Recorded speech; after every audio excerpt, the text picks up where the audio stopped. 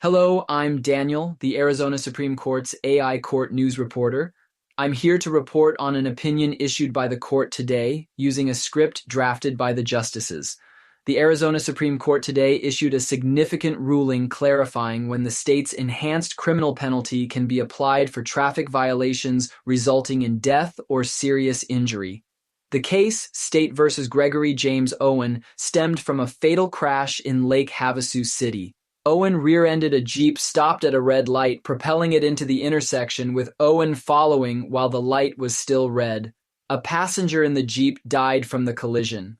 Owen was charged under Arizona's enhanced penalty statute, which imposes criminal consequences when certain traffic violations, such as violating the red light statute, result in a death.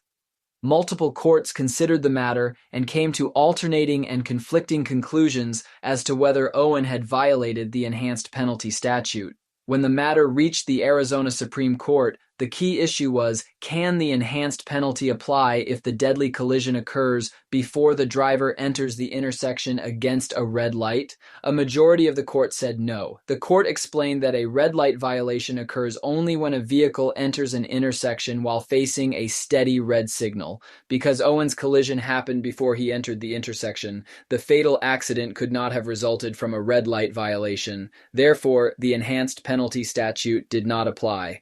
The ruling vacates the Court of Appeals' prior opinion and reinstates the Superior Court's order directing the Lake Havasu City Municipal Court to reverse its judgment of guilt and enter a verdict of acquittal for Owen. Justice Clint Bollock and retired Justice John Palander dissented. The key takeaway is that this decision clarifies how Arizona's red light and enhanced penalty statutes should be applied in future cases involving serious injury or death.